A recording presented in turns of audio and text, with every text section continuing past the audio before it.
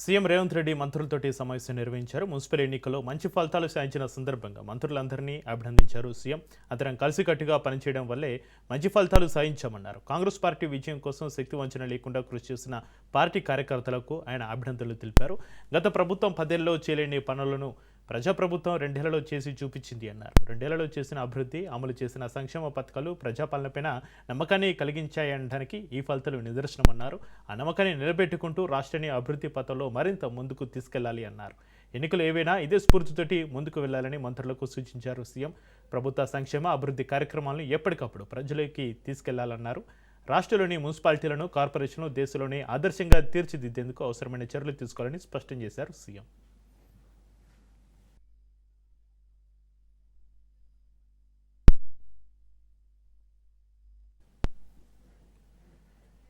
Ex officio ఓట్లపైన మంత్రులతోటి CM చర్చించారు. హంగు వచ్చిన మున్సిపాలిటీలలో chairman పదవులు దక్కించుకునే అంశాలపైన మంత్రాలు జరిపారు. 2 రోజులు అందరూ అప్రమత్తంగా ఉండాలని మంత్రులకు సీఎం సూచించారు. రాబోయే రోజుల్లో కూడా ఇలాగే పనిచేయాలని సీఎం దిశానిర్దేశం చేశారు.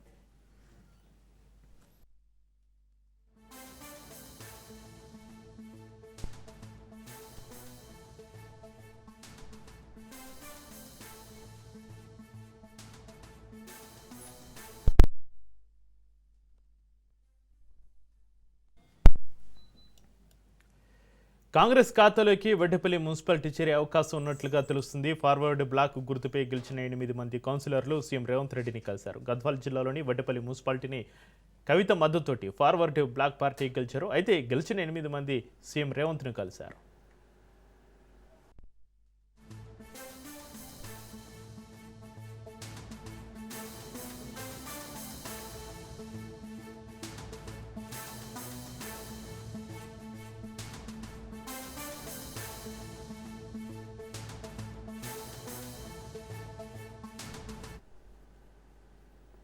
తాము కాంగ్రెస్ పార్టీలో చేరలేదని వడ్డేపల్లి మున్సిపాలిటీలో గెలిచిన ఆల్ ఇండియా ఫార్వర్డ్ బ్లాక్ అభ్యర్థి శ్రీనివాస్ తెలిపారు. కాంగ్రెస్లో చేరినట్లు వస్తున్న వార్తలు నిజం కాదని అన్నారు. మున్సిపాలిటీ అభివృద్ధి కోసం మాత్రమే సీఎం రేవంత్ రెడ్డిని కలిశామని స్పష్టం చేశారు. ఇదే విషయంపైన సీఎం రేవంత్ రెడ్డి సానుకూలంగా స్పందించారన్నారు. మా పార్టీ తరఫున వడ్డేపల్లి మున్సిపాలిటీలో విజయం సాధించినటువంటి వడ్డేపల్లి శ్రీనివాసులు గారు, వారి యొక్క బృందం అంతా కూడా ఈరోజు సీఎం గారిని కలిసి మా యొక్క కాన్స్టిట్యున్సీ డెవలప్మెంట్ కోసం మరి సహకరించవలసిందిగా, నిధులు ఇవ్వాల్సిందిగా అభ్యర్థించి వారి మద్దతుని, సహకారాన్ని కోరటం జరిగింది. ఈరోజు మొత్తం తెలంగాణలో all India forward black party పూర్తిగా గెలిచిన వడ్డేపల్లి శ్రీనివాసులు గారు, వడ్డేపల్లి మున్సిపాలిటీ తను కూడా పార్టీలో ఉండి పార్టీ తరఫున గెలిచినాను. ఒక్కసారి సీఎం గారిని కలుస్తాము, కలిసేసి మాకు మద్దతు అడుగుతాము, మా మున్సిపాలిటీ అభివృద్ధి కోసం కలుస్తామని చెప్పేసి తను కూడా కలవడం జరిగింది. అంతేగాని ఎవరో ఊహించినట్టుగా పార్టీలు మారుతున్నారనే ఊహలు తప్పు అని చెప్పేసి తెలియజేస్తున్నాం. All India forward black party తరఫునే మున్సిపల్ చైర్మన్ గా తను ఎన్నుకోబడతాం. కాంగ్రెస్ లో చేరుతున్నట్టు అవన్నీ తప్పుడు వార్తలు. పార్టీలో చేరట్లేదు, అభ్యర్థి తనే. సపోర్ట్ అనే కాదు, వాళ్ళు అక్కడ ఎంపీ గారు వాళ్ళందరూ కలిసేసి వాళ్ళని తీసుకురావడం, మా డెవలప్మెంట్ కావాలనే ఉద్దేశంతో మాత్రమే రావడం. జాగృతి అనే సంస్థతోటి ఆల్ ఇండియా ఫార్వర్డ్ బ్లాక్, అది పార్టీ కాదు, All India forward black party కలిసి పోటీ చేసినాము. All India forward black party Jagruthi కంటే ముందు కూడా మేము కలుసుకొని మాట్లాడుకోకముందే శ్రీనివాసులు గారు మమ్మల్ని అప్రోచ్ కావడం, మా పార్టీ తరఫున పోటీ చేస్తామని చెప్పేసి కూడా చెప్పడం జరిగింది.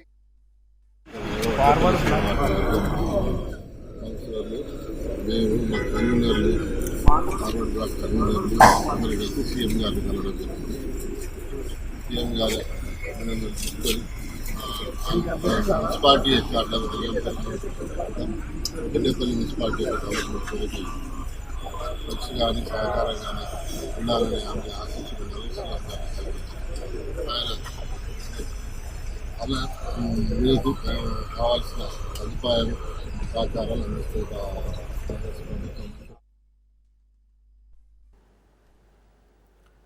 కరీంనగర్ కార్పొరేషన్ దాదాపు బీజేపీ కైవసం అయిపోయింది. ఎన్నికల్లో స్వతంత్ర అభ్యర్థులుగా పోటీ చేసి గెలుపొందిన 2 కార్పొరేటర్లు కేంద్ర మంత్రి బండి సంజయ్ సమక్షంలో బీజేపీలో చేరారు.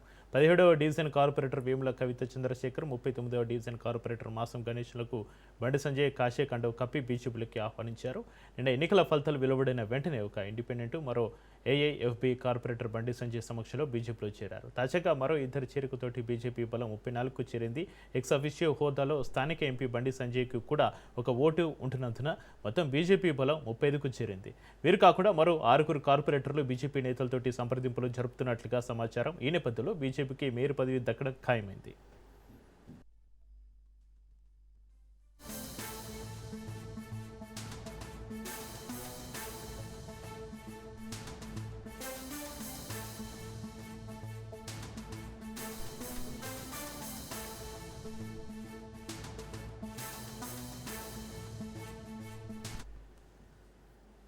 కాంగ్రెస్ బీఆర్ఎస్ ఎంఎంకు వాలంటైన్స్ డే శుభాకాంక్షలు తెలిపారు కేంద్ర మంత్రి బండి సంజయ్. కాంగ్రెస్ బీఆర్ఎస్ది ఎంసీల్ బంధం అంటూ సెటైర్లు వేశారు. బీజేపీకి కరీంనగర్ మేయర్ పదవి రాకూడదని కాంగ్రెస్ బీఆర్ఎస్ ఎంఎం కుమ్మక్కయ్యాయని ఆరోపించారు. వాళ్ళు ఏం చేసినా కరీంనగర్ మేయర్ పీఠం బీజేపీది అన్నారు. కాంగ్రెస్ బీఆర్ఎస్వి చిల్లర రాజకీయాలని ధ్వజమెత్తారు.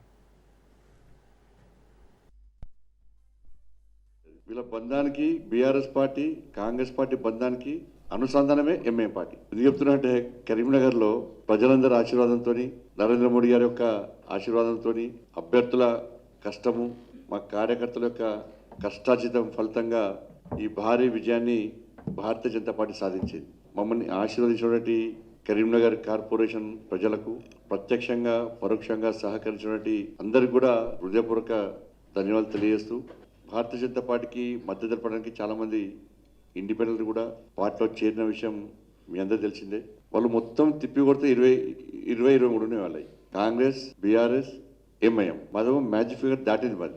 ఈ టైంలో 80% భారతీయ జనతా పార్టీని మేయర్ కానివ్వద్దు అని చెప్పి ఈ 3 పార్టీలు ఒకటైనాయి. వీళ్ళ చిల్లర రాజకీయాలు, వీళ్ళ కుట్రలు, వీళ్ళ కుతంత్రాలన్నీ కూడా కరీంనగర్ వేదికగా బయటపడబోతున్నాయి. వీళ్ళ దిగజాడు రాజకీయాలు ప్రజలు గమనిస్తున్నారు. ఏమే పాట చెప్తున్నది, మీరు ఇద్దరు ఉంటాడుకోకూరి మేయర్ మాకిరని వాళ్ళు అంటున్నారు. కానీ వీళ్ళ యొక్క లాలూచితనం ఇవాళ 40% పైగా మైనారిటీలో ఉన్న బీజేపీకి 28 సీట్లు వచ్చాయన్నారు ఎంపీ ధర్మపురి అరవింద్. బీఆర్ఎస్ కార్పొరేటర్ను ఇంటి నుంచి ఎత్తుకురావడానికి ఏసీపీ ఎస్ఐలు ఉంటారా, అందుకే వారికి జీతాలు ఇస్తున్నారా అని ప్రశ్నించారు. తనపై కేసు కాదు, పోలీసులపైనే కేసు పెట్టాలని వ్యాఖ్యానించారు.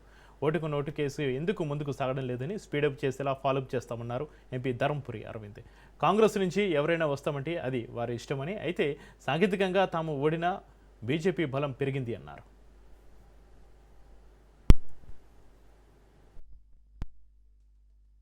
భారతీయ జనతా పార్టీ కార్యకర్తలకి మనస్ఫూర్తిగా ధన్యవాదాలు తెలియజేస్తా ఉన్నా. బ్రహ్మాండమైన విజయం భారతీయ జనతా పార్టీకి వాళ్ళు అందించడం జరిగింది. 28 సీట్లు గెలవటము, అది 42-43% మైనారిటీ పాపులేషన్ ఉన్న మున్సిపాలిటీలో గెలవటము, ఇది భారీ విజయం. ఇది సింగిల్ లార్జెస్ట్ పార్టీని పిలువరు ఇందులో.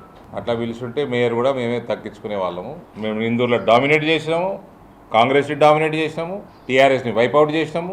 పార్లమెంట్ మొత్తంలో కూడా టీఆర్ఎస్ కంటే చాలా ముందు ఉన్నాం మేము. We are strong opposition. We don't mind to stay in opposition and fight for the cause of people. ఈ పోలీస్ డిపార్ట్మెంట్లో నా మీద కేసు పెట్టిండ్రు. మీ పోలీస్ డిపార్ట్మెంట్ మీరు కాంగ్రెస్ స్టాప్లో చేయనీకున్నారా? నిన్న టీఆర్ఎస్ కార్పొరేటర్ ఇంటి ముందర ఏం చేస్తుండేయండి? మీ ఏసీపీ, మీ 4 ఎస్ఐలు గడి వేరుతున్నారు అంటున్నా. మీరు దేనికోసం ఉన్నారు? జీతాలు ఎందుకు ఇస్తుంది మీకు గవర్నమెంట్?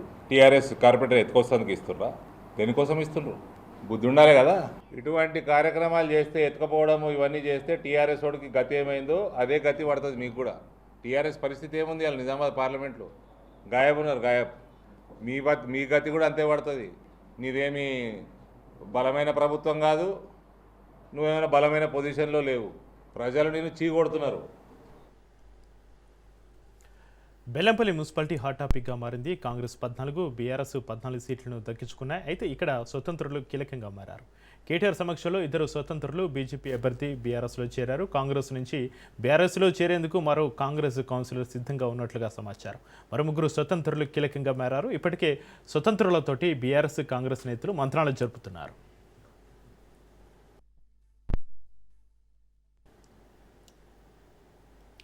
స్థానిక సంస్థల ఎన్నికలతోటి కాంగ్రెస్ సంతృప్తిగానే ఉందన్నారు బీఆర్ఎస్ వర్కింగ్ ప్రెసిడెంట్ కేటీఆర్. అయితే వాళ్ళు ఆశించిన స్థానాలు రాలేదన్నారు. తమ పార్టీ కార్యకర్తల పోరాటం వల్లే అద్భుత ఫలితాలు సాధించామన్నారు. ఓవరాల్గా 30 మున్సిపాలిటీలకు పైగా వస్తాయనుకున్నాం, కానీ వచ్చిన 17 మున్సిపాలిటీలతో పాటు అంగీ ఏర్పడిన మరోసారి ఫార్ములా ఈ అనే అంశాన్ని ప్రభుత్వం తెర మీదకు తీసుకొస్తుందని, ఇప్పటికే 4 సార్లు పిలిచి వాళ్ళు చేసింది ఏమీ లేదన్నారు. కేవలం మరోసారి తమాషా కోసమే పిలవబోతున్నారన్న సమాచారం ఉందన్నారు కేటీఆర్. ఎన్నిసార్లు పిలిచినా వెళ్తాం, ఉన్న అంశాన్ని స్పష్టంగా చెప్తామన్నారు కేటీఆర్. చివరికి జైల్లో పెట్టినా భయపడేది లేదని, ఆ కేసులో ఎలాంటి పస లేదనే విషయాన్ని పోలీసు అధికారులు, ఏసీబీ అధికారులు ముఖ్యమంత్రికి ఇప్పటికే పలుమార్లు చెప్పారన్నారు.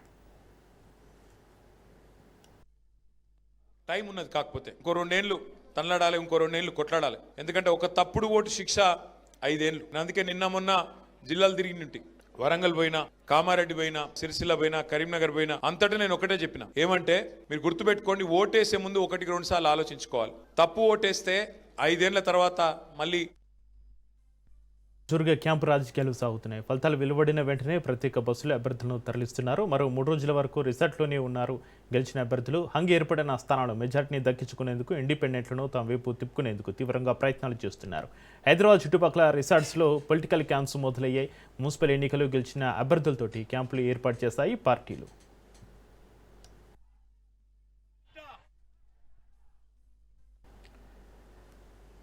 మున్సిపల్ ఎన్నికలపైన ఏసీసీ కీలక ప్రకటన చేసింది. మేయర్, చైర్మన్ ఎన్నికల్లో ఎక్సాఫిషియో సభ్యుల ఓటు హక్కుపైన క్లారిటీ ఇచ్చింది. రాజ్యసభ సభ్యులు, ఎమ్మెల్సీలకు స్థానిక ఓటు హక్కు తప్పనిసరి అని పేర్కొంది.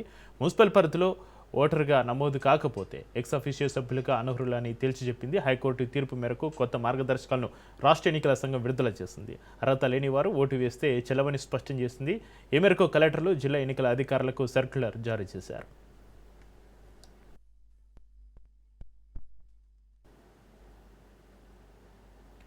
ఫార్ములా ఈ కార్ రేసు కేసులో కీలక పరిణామం చోటు చేసుకుంది. ఐఏఎస్ అరవింద్ కుమార్ ప్రాసిక్యూషన్కు అనుమతి ఇచ్చింది. ప్రాసిక్యూషన్కు అనుమతిస్తూ కేంద్రం నిర్ణయం తీసుకుంది.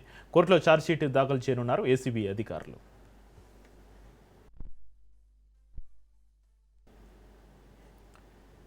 ఏపీ అసెంబ్లీలో 2026-27 ఆర్థిక సంవత్సరానికి బడ్జెట్ ప్రవేశపెట్టారు. 3,32,205 కోట్లతోటి బడ్జెట్ను మంత్రి పయ్యావుల కేశవ్ ప్రవేశపెట్టారు. వైసీపీ హయాంలో ఆర్థిక విధ్వంసం జరిగిందని పయ్యావుల అన్నారు. సవాల్ను ఎదుర్కొంటూ పాలన చేస్తున్నామన్నారు. 5 కోట్ల ప్రజల ఆకాంక్షలకు అనుగుణంగా బడ్జెట్ రూపొందించినట్లుగా తెలిపారు. ఈ బడ్జెట్ ప్రజల కలను నెరవేరుస్తుంది అన్నారు. విధ్వంసం నుంచి వికాసం వైపు అడుగులు వేస్తున్నామన్నారు మంత్రి పయ్యావుల. ప్రదేశ్గా తీర్చిదిద్దడం మా లక్ష్యం. 2030 నాటికి 37% మరియు 47 నాటికి 50% పచ్చదనం సాధించే దిశగా అటవీ సంపదను స్థిరంగా నిర్వహించడం, ఎడారీకరణను ఎదుర్కోవడం వంటి చర్యలను అమలు చేస్తాం. 26-27 ఆర్థిక సంవత్సరానికి పర్యావరణం, అటవీ, విజ్ఞాన శాస్త్రం, సాంకేతిక శాఖకు 714 కోట్ల రూపాయలను కేటాయించాలని నేను ప్రతిపాదిస్తున్నాను. పంచాయతీరాజ్ మరియు గ్రామీణాభివృద్ధి గౌరవ ఉప ముఖ్యమంత్రి శ్రీ కె పవన్ కళ్యాణ్ గారి నాయకత్వంలో ఆంధ్రప్రదేశ్ గ్రామీణ ముఖ చిత్రం రూపాంతరం చెందుతోంది. 25-26 ఆర్థిక సంవత్సరంలో 3.44 లక్షల మంది ఎన్నికైన ప్రజాప్రతినిధులు మరియు కార్యనిర్వాహకులకు శిక్షణ ఇవ్వడం ద్వారా ఆంధ్రప్రదేశ్ దేశవ్యాప్తంగా ప్రథమ స్థానాన్ని సాధించింది. పంచాయతీరాజ్ మరియు గ్రామీణాభివృద్ధి శాఖకు 22,942 కోట్లను కేటాయించాలని నేను ప్రతిపాదిస్తున్నాను. విద్యనుద్దేశించి నెల్సన్ మండేలా గారి మాటల్లో, ప్రపంచాన్ని మార్చడానికి మీరు ఉపయోగించగల అత్యంత శక్తివంతమైనటువంటి ఆయుధం విద్య. విద్య అనేది కేవలం భవనాలు, పాఠ్య ప్రణాళికలు లేదా పరీక్షలకే పరిమితం కాదు. తన బిడ్డ మంచి భవిష్యత్తును సాధిస్తాడనే నమ్మకంతో ఉన్న తల్లి కళ్లల్లో కనిపించే ఆశే విద్య. 2019-24 మధ్యకాలంలో ప్రభుత్వ విద్యా వ్యవస్థ తీవ్రమైనటువంటి సంస్థాగత వెనుకబాటుకు గురైంది. నాడు నేడు కార్యక్రమంలో పరిపాలనా వైఫల్యం కారణంగా 7,876 కోట్ల విలువైన మౌలిక సదుపాయాల పనులు అసంపూర్తిగా మిగిలిపోయాయి. పాఠశాల విద్యాశాఖకు 32,308 కోట్ల రూపాయలు. అందులో ప్రజా పాఠశాలల మౌలిక వసతుల సమగ్రాభివృద్ధికి 1,500 కోట్లు, ఉన్నత విద్యాశాఖకు 2,567 కోట్లు, నైపుణ్యాభివృద్ధి మరియు శిక్షణ శాఖకు 1,232 కోట్లు. ధరల స్థిరీకరణ నిధి. గత ప్రభుత్వం ధరల స్థిరీకరణ నిధికి భారీ కేటాయింపులు చేసినప్పటికీ వాటిని సమర్థవంతంగా వినియోగించలేదు. 2019-24 మధ్య కాలంలో ధరల స్థిరీకరణ నిధికి 7,500 కోట్లను బడ్జెట్లో కేటాయించినప్పటికీ 5 ఏళ్ల కాలంలో కేవలం 880 కోట్లను మాత్రమే 5 ఏళ్లలో ఖర్చు చేశారు. 26-27 ఆర్థిక సంవత్సరానికి గాను ధరల స్థిరీకరణ నిధికి 500 కోట్ల రూపాయలను కేటాయింపును ప్రతిపాదిస్తున్నాను. రైతులే సమాజానికి మూల స్తంభాలు. వారు పండించే ఆహారమే ప్రతి కుటుంబానికి మూలాధారం. అందువల్ల రైతుల సంక్షేమమే మా ప్రభుత్వానికి అత్యున్నత ప్రాధాన్యం. అన్నదాత సుఖీభవ పిఎం కిసాన్ పథకం కింద 2025-26 ఆర్థిక సంవత్సరంలో 46.86 లక్షల రైతు కుటుంబాలకు 20,000 రూపాయలు చొప్పున పెంచిన ఆర్థిక సహాయాన్ని అందిస్తూ మొత్తం 6,600 కోట్లను విడుదల చేశాం. 5 కోట్ల రాష్ట్ర ప్రజల ఆశలు ఆకాంక్షలను నెరవేర్చేందుకు ఉద్దేశించిన రోడ్ మ్యాప్ ఇది. ఆ దృష్టిలో బడ్జెట్ అంటే కేవలం పద్దుల ప్రకటన కాదు. ఇది అంకెలకు అతీతం. రాష్ట్ర అభివృద్ధి, ప్రజా సంక్షేమాల్ని జోడెద్దుల బండిలా పరుగులు పెట్టించాలన్న మా దృఢ సంకల్పాన్ని బలంగా చాటి చెప్పే ఒక ప్రకటన. దీనిలో ప్రతిపాదించే ప్రతి రూపాయి రాష్ట్ర ప్రజల ఆశలు ఆకాంక్షలను సాకారం చేసేందుకు ఉద్దేశించింది. గత ప్రభుత్వ విధ్వంసకర పాలన చేసిన లోతైన గాయాలు, మిగిల్చిన చేదు అనుభవాలు మనం ఏం చేయకూడదో నిరంతరం గుర్తు చేస్తున్నాయి. గత ప్రభుత్వం మిగిల్చిన గాయాలను మాన్పి 5 ఏళ్ల విషాదాన్ని దాటుకుని రాష్ట్రాన్ని పునర్నిర్మాణం చేసే దిశగా నడిపించేందుకు 2024 బడ్జెట్ బలమైన పునాది వేసింది. 2025 బడ్జెట్ స్వర్ణాంధ్ర 2047 లక్ష్యానికి అనుగుణంగా రాష్ట్రాన్ని అభివృద్ధి పథంలో నడిపించింది. ఏపీ బడ్జెట్ అంతా అంకెల గరడి అప్పుల కుప్పల ఉందని వైసీపీ నేతలు మండిపడ్డారు. నమ్మి ఓట్లేసిన ప్రజల్ని నమ్మించి మోసం చేస్తున్న బడ్జెట్ ఇది అంటూ దుయ్యబట్టారు. నిరుద్యోగులను, మహిళల్ని, రైతుల్ని మోసం చేస్తున్న బడ్జెట్ అంటూ విమర్శించారు. ఇది డబుల్ ఇంజిన్ సర్కార్ కాదు, డబుల్ చీటింగ్ సర్కార్ అని ఎద్దేవా చేశారు. ఇచ్చిన ఒక్క హామీ కూడా సరైన నిధులు కేటాయించకుండా వచ్చే ఏడాదికి మరో 1,00,000 కోట్ల అప్పుకు రెడీ అయిపోతున్నారన్నారు. కేవలం 20 నెలల్లో లక్షల కోట్లు అప్పు చేశారన్నారు. సంపద సృష్టి అసలే లేదు అంటూ వైసీపీ నేతలు ఆగ్రహం వ్యక్తం చేశారు. బడ్జెట్ ప్రజలందరూ ఆకాంక్షలతో బడ్జెట్ పెట్టారు కదా, మా వర్గానికి లేదా మా సెక్షన్ కి ఏం మంది జరుగుతుంది, రాబోయే కాలంలో ఏం చూస్తారు అని ఎంతో ఆతృతగా ఎదురు చూసిన నేపథ్యం. కానీ బడ్జెట్ చదువుతుందని చెప్పి చూశాను. 1 నుంచి 7-8 పేజీల వరకు కూడా, తర్వాత కూడా ఆత్మస్తుతి పరనింద అంటే వాళ్ళు పొగుడుకోవడం, గత ప్రభుత్వం అని చెప్పి మా మీద వచ్చి నిందలు వేయడం. 100 సార్లు వచ్చి చంద్రబాబు నాయుడు గారి పేరు, 75-80 సార్లు వచ్చి లోకేష్ గారి పేరు, 50 సార్లు వచ్చి నరేంద్ర మోడీ గారి పేరు, 20 సార్లు వచ్చి పవన్ కళ్యాణ్ గారి పేరు. అంటే అసలే ఏ సెక్షన్ కూడా రైతాంగానికి సంబంధించి బడ్జెట్ లాస్ట్ ఇయర్ ఎన్ని సమస్యలు వచ్చాయి, ఎంత ఇబ్బందులు వచ్చాయండి రాష్ట్రంలో. ఏ ఒక్క దానికి ఎంత మద్దతు ఇచ్చిన నేపథ్యం ఉందండి. అంతా కూడా అంకెల గారడి, వాస్తవికత పూర్తిగా బడ్జెట్ మనందరం చూసాం. బడ్జెట్ నిండా మనకు అర్థమైంది ఏంటంటే అంకెల గారడి, అప్పులు కుప్ప. అసలు ఇది వార్షిక బడ్జెట్ లా లేదు, వెన్నుపోటు బడ్జెట్ లా ఉండిన పరిస్థితి చూసాం. ఓట్లేసిన ప్రజలను నెట్ట నిలువుగా మోసం చేసిన బడ్జెట్ ఇది. ఎందుకంటే ఇచ్చిన ఏ ఒక్క హామీ కూడా సరిగ్గా అమలు చేస్తున్నట్టుగా కొత్త కేటాయింపులు ఈ బడ్జెట్లో మనం చూడని పరిస్థితి. అసలు ప్రజారంజక బడ్జెట్ అని వీళ్ళు చెప్పుకుంటూ ఉన్నారు, కానీ ఇది ప్రజా కంటక బడ్జెట్. నిరుద్యోగులను నెట్ట నిలువుగా మోసం చేసిన బడ్జెట్, మహిళల్ని నెట్ట నిలువుగా మోసం చేసిన బడ్జెట్, అన్నదాతలకు వాళ్ళ ఆశల మీద నీళ్లు చల్లిన బడ్జెట్ గా ఈరోజు మనం చూస్తూ ఉన్నాము. ఎంత దారుణం అంటే ఇచ్చిన ఏ ఒక్క హామీకి కూడా సరైన నిధులు కేటాయించలేదు సరికదా. వస్తున్న ఏడాది కూడా ఇంకో 1,00,000 కోట్లు అప్పులు చేయడానికి రెడీ అయిపోతున్నామని చెప్పేట్టుగా ఉంది ఈ బడ్జెట్. ఈరోజు ఎన్ని రకాల అవాస్తవాలు దాంట్లో ఉన్నాయంటే మాకు అధ్యయనం చేయాలంటే కూడా విసుకొచ్చి ఇంకా ఎందుకు ఈ మాత్రానికి ఇది ఊరికే ఇదేదో సినిమా టైప్ ఉండేదానికి ఇంకా మనం ఎందుకు అధ్యయనం అనిపిస్తుంది. 2025-26 బడ్జెట్ గాను బడ్జెట్లో వాళ్ళు ఎంత చూపించినారు, 1,28,126 కోట్లు. కానీ సవరించిన ఆదాయం 1,11,865. అంటే బడ్జెట్లో ఏమో 1,28,126, సవరించిన ఆదాయం వచ్చేసి 1,11,865. మీరు ఇంకా ఫిబ్రవరిలో ఉన్నారు, ఇంకా 1.5 నెలలు ఉంది. పోనీ ఇప్పటి వరకు ఎంత వచ్చింది, ఫస్ట్ 9 నెలలది ఎంత వచ్చిందని చూస్తే 67,459 కోట్లు మాత్రమే. అంటే మీ ప్రకారంగా ఈ 3 నెలల్లో జనవరి ఫిబ్రవరి మార్చిలో మీకు 44,407 కోట్లు ఆదాయం వస్తుందని అనుకుంటున్నారు. 9 నెలలకు గాను 67,500 కోట్లు వస్తే ఈ 3 నెలల్లో 44,500 కోట్లు వస్తుందండి. ఇది నమ్మేదేనా? అసలు ఇది వీలవుతుందా? ఈ ప్రకారంగా ఒకవేళ పెంచుకుంటూ పోతే ఈ 3 నెలలు అంటే ఒరిజినల్గా ఇంతవరకు 9 నెలలు ఎంత వచ్చింది అనేది కానీ ఒకవేళ మిగతా 3 నెలలు కూడా చూస్తే ఎంత వస్తుంది మీకు? 90 నుంచి 95,000 కోట్లు రావాలి. 90 నుంచి 95,000 కోట్లు మాత్రమే మీకు వచ్చేది. కానీ మీరు వచ్చే సంవత్సరానికి ఎంత చూపిస్తున్నారు? 1,37,320 కోట్లు చూపిస్తారు. అంటే ఈ ప్రకారము ఎంత? ఈ సంవత్సరముకు వచ్చే సంవత్సరానికి 45% పెరుగుతుందంట ఆదాయం. విన్నారండి ఎవరన్నా? ఇది వీళ్ళకి అవార్డు ఇస్తారు, ప్రపంచవ్యాప్తంగా వీళ్ళకి అవార్డు ఇచ్చి ప్రతి దేశాలు విదేశాలు అందరూ కూడా పిలుచుకొని కన్సల్టెంట్లకు పెట్టుకుంటారు. విధ్వంసం నుంచి వికాసం వైపు అడుగులు వేసే విధంగా బడ్జెట్ ప్రవేశపెట్టారని మంత్రి నాదెండ్ల మనోహర్ అన్నారు. గ్రాండ్ ఆంధ్రప్రదేశ్కి ప్రత్యేక ఆకర్షణగా ఉండే విధంగా బడ్జెట్ ఉందని తెలిపారు. సీఎం చంద్రబాబు నాయుడు నాయకత్వంలో పవన్ కళ్యాణ్ ఆలోచనతోటి కేంద్రం అందిస్తున్న సహకారంతో అభివృద్ధి వైపు అడుగులు వేస్తున్నామని చెప్పారు. ఎందుకంటే గతంలో జరిగిన పరిపాలన ఆ విధ్వంసానికి భిన్నంగా రాష్ట్రంలో ఆ రెవెన్యూ లోటుని పూడ్చడానికి కోసం, ప్రజల్లో కూడా మేము చేస్తున్న ఈ కార్యక్రమాల్ని అందించడానికి కోసం మేము చేస్తున్న తపనని గుర్తించే విధంగా అన్ని శాఖలకు ఇచ్చిన కేటాయింపుల్లో సమతుల్య.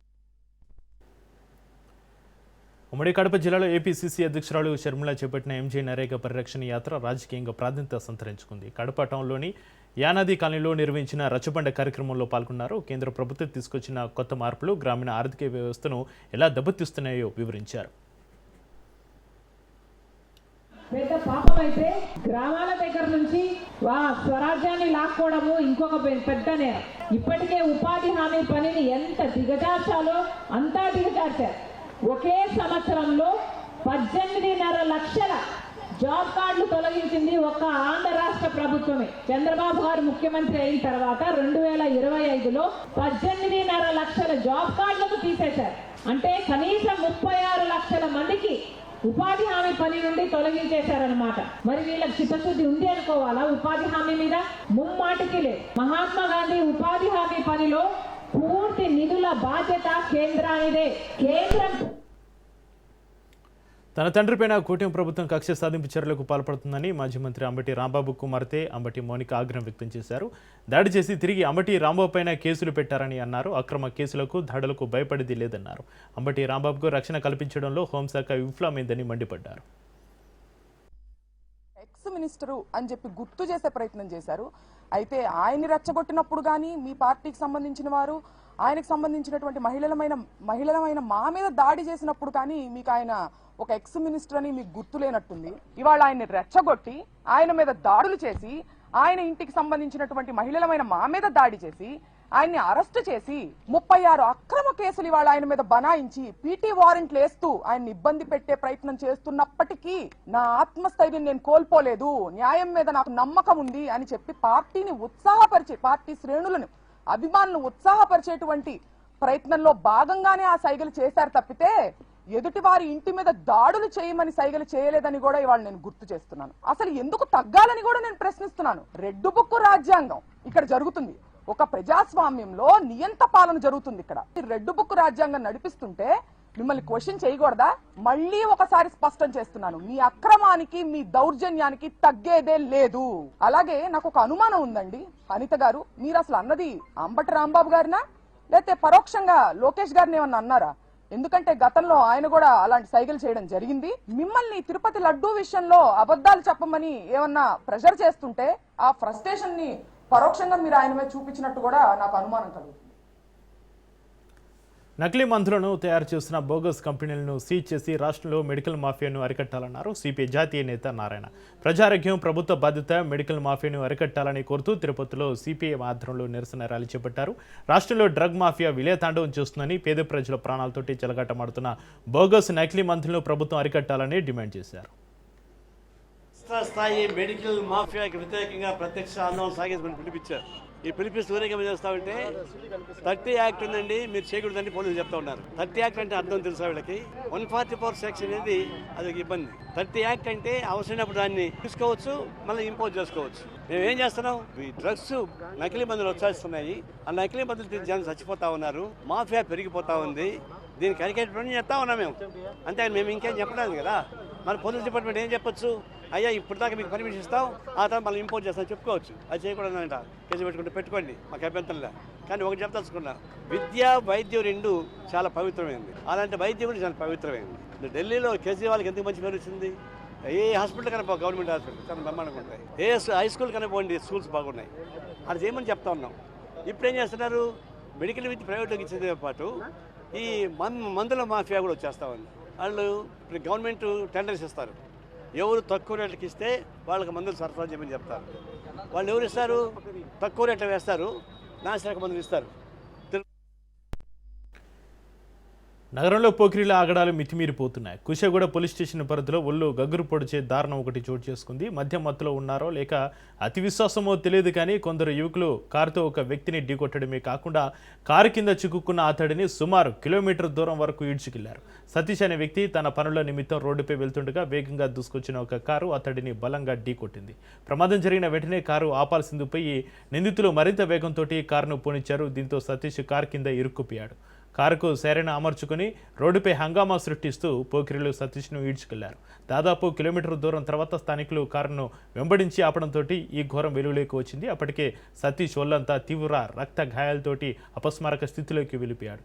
గమనించిన స్థానికులు వెంటనే అతన్ని సమీపంలోని ఆసుపత్రికి తరలించారు. ప్రస్తుతం సతీష్ పరిస్థితి విషమంగా ఉన్నట్లుగా సమాచారం.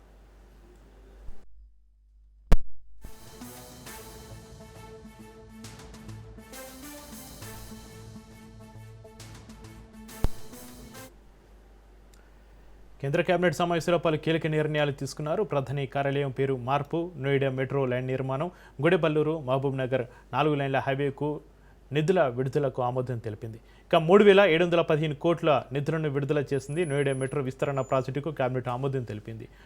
11.6 కిలోమీటర్ల మెట్రో రైలు నిర్మాణానికి 2,254 కోట్ల రూపాయల కేటాయింపులు చేపడుతున్నట్లుగా పేర్కొంది. 4 ఏళ్లలోనే ఈ ప్రాజెక్టు నిర్మాణాన్ని పూర్తి చేయనున్నట్లుగా తెలిపింది. ఢిల్లీ అంబాలా మధ్య 2 కొత్త రైల్వే లైన్ల నిర్మాణం చేపడుతున్నట్లుగా కేబినెట్ తెలిపింది. స్టార్టప్ ఇండియా ఫండ్ కోసం 10,000 కోట్ల రూపాయల కేటాయింపుతో పాటుగా దేశంలో 2 లక్షల స్టార్టప్ సంస్థలు ఏర్పాటు చేయనున్నట్లుగా తెలిపింది. రాష్ట్రాలు, మున్సిపల్ సంస్థలకు కేంద్రం మరింతగా నిధులు సమకూర్చే అవకాశం ఉంది.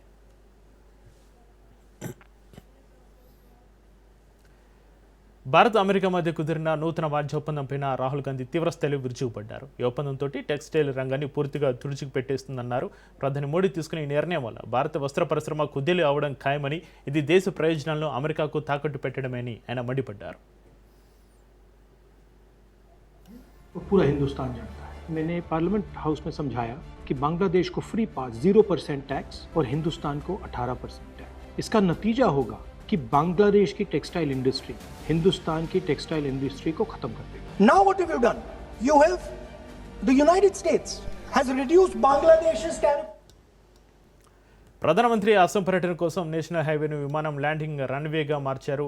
డిబ్రూగఢ్ జిల్లాలోని మొరాన్ బైపాస్ వద్ద 4.2 కిలోమీటర్ల వ్యాప్తంగా ఉన్న నేషనల్ హైవే నేషనల్ 127/37ను ప్రత్యేకంగా ఎమర్జెన్సీ ల్యాండింగ్ ఫెసిలిటీగా మార్చారు. ఇది దాదాపు విమానానికి రన్వే లాగా పనిచేస్తుంది. ప్రధాని మోడీ విమానం Indian air force IAF C-130J fixed wing విమానం ద్వారా మొరాన్ ఎల్ఎఫ్ పైన దిగింది. మొదటిసారిగా హైవే రన్పై ఉపయోగించి ల్యాండింగ్ జరిగింది.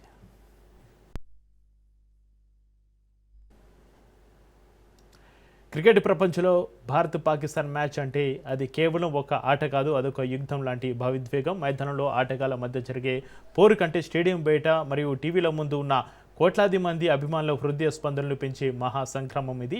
ఆదివారం జరగబోయే ఈ ధ్యాదుల పోరు కోసం ప్రపంచవ్యాప్తంగా ఉన్న క్రీడాభిమానులు 1000 కళ్ళతోటి ఎదురు చూస్తున్నారు. ఆదివారం జరగబోయే ఈ మహాసంగ్రామంలో కూడా భారత్ తన జోరును కొనసాగిస్తుందని కోట్లాది మంది భారతీయులు ఆశిస్తున్నారు. ప్రస్తుతం టీమిండియా ఫామ్ చూస్తుంటే బ్యాటింగ్ మరియు బౌలింగ్ విభాగాల్లో సమతుల్యంగా ఉంది. టీమిండియా పిచ్ పరిస్థితులను బట్టి తమ వ్యూహాలను సిద్ధం చేసుకుంటోంది.